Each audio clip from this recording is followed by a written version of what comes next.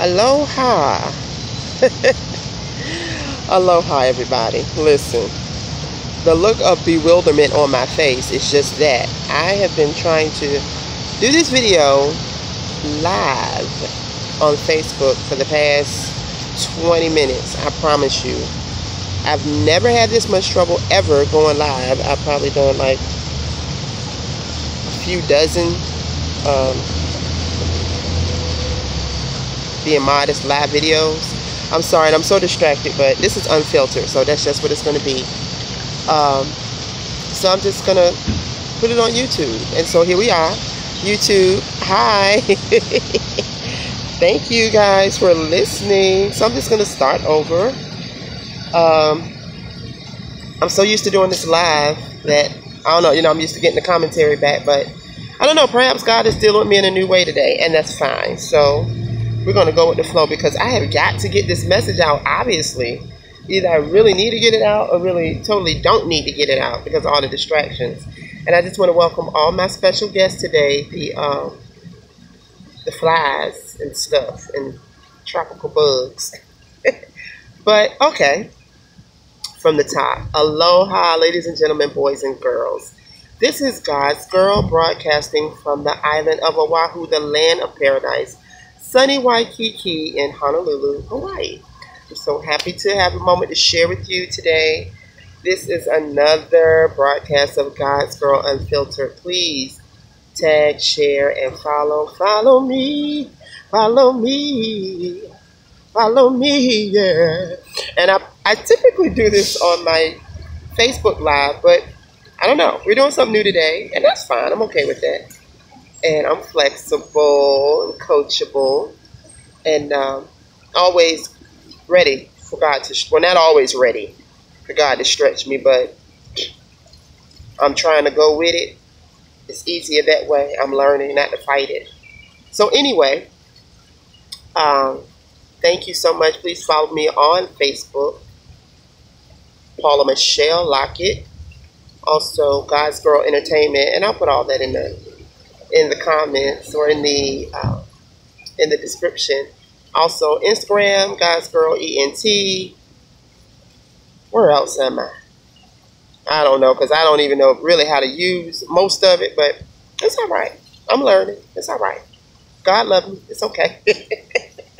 I'm just being obedient to what the Lord is dealing with me about this social media. Oh my God. But in any case, I just want to drop this message. This God's Girl Unfiltered, and it's simply, I am God's Girl. I'm her. And I took a few notes, and this is the first time I've ever even done notes with a unfiltered. Man.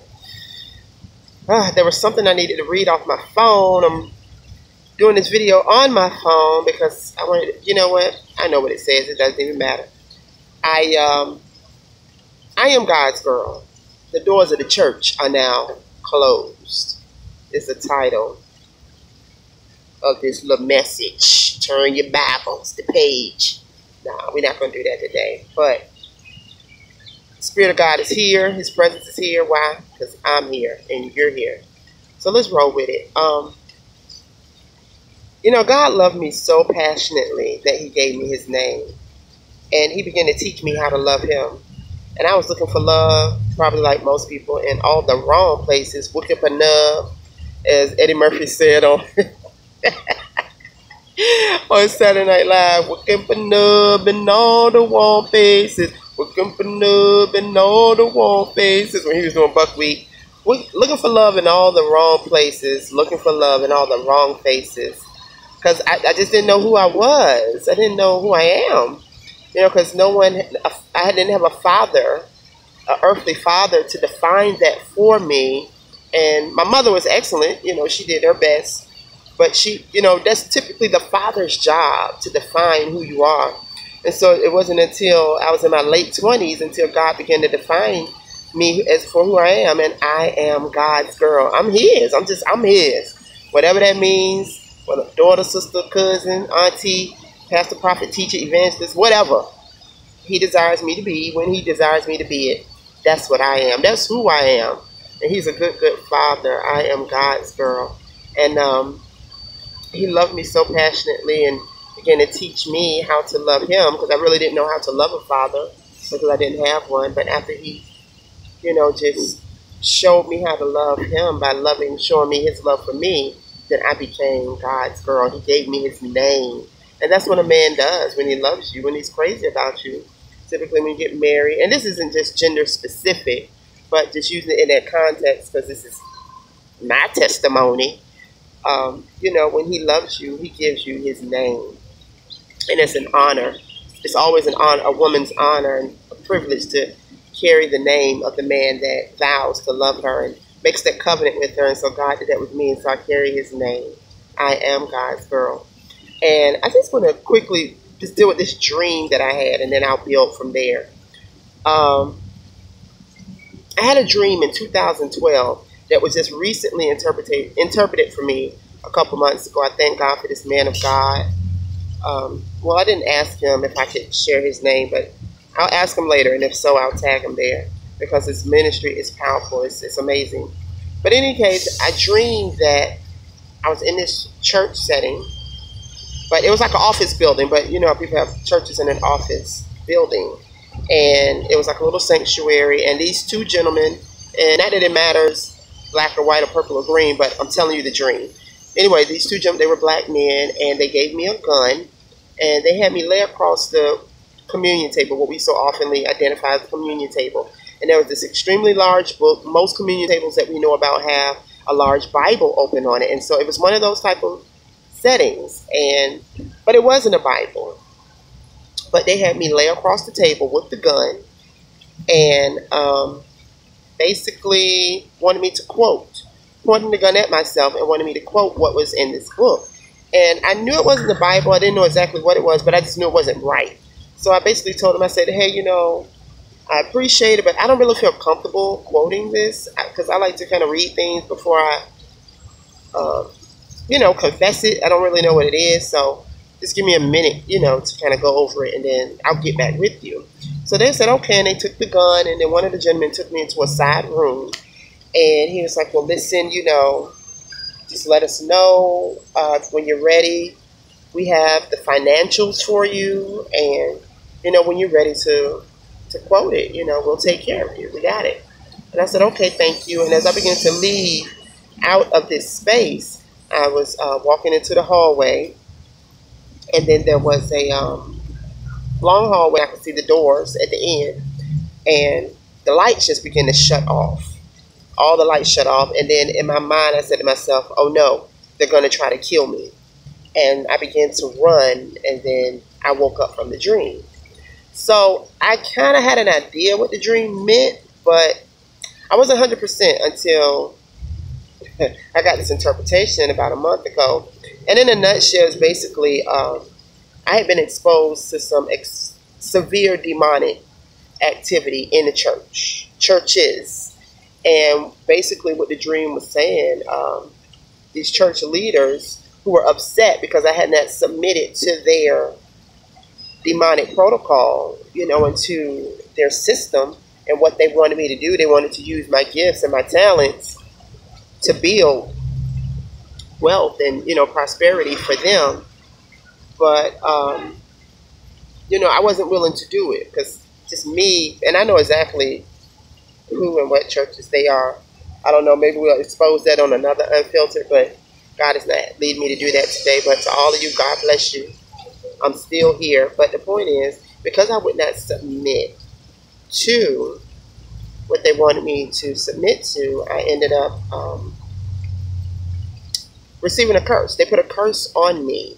And when I say receive, I received it because I had even been sowing into these ministries.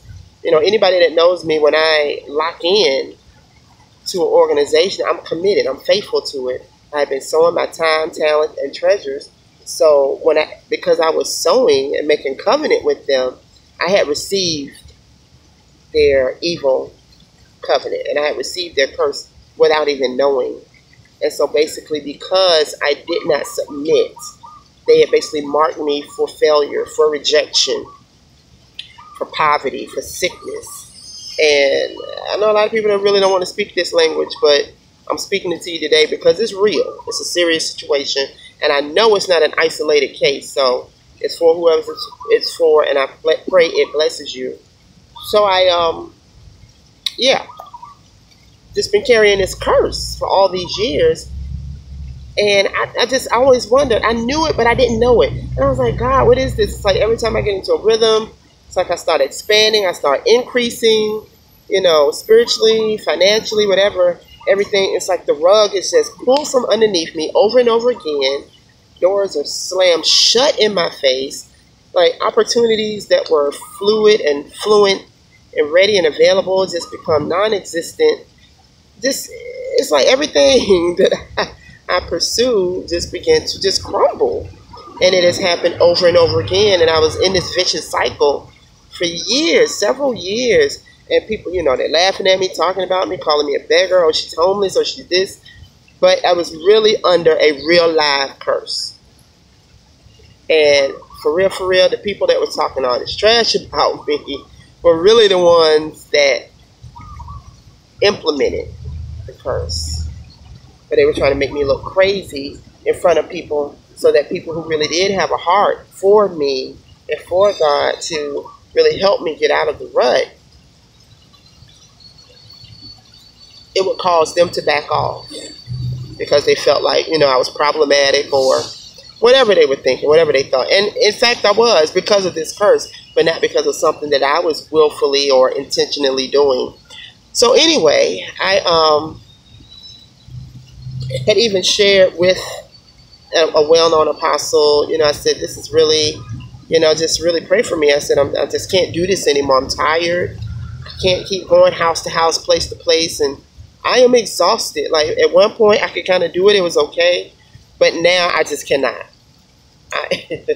I'm tired. I said, God, I can't play this game anymore. Being in people's houses, they're mistreating me, abusing me, just, not having enough money to meet my needs and going through health challenges over and over. I said, God, this is too much. And I was, like I said, sharing this with a well-known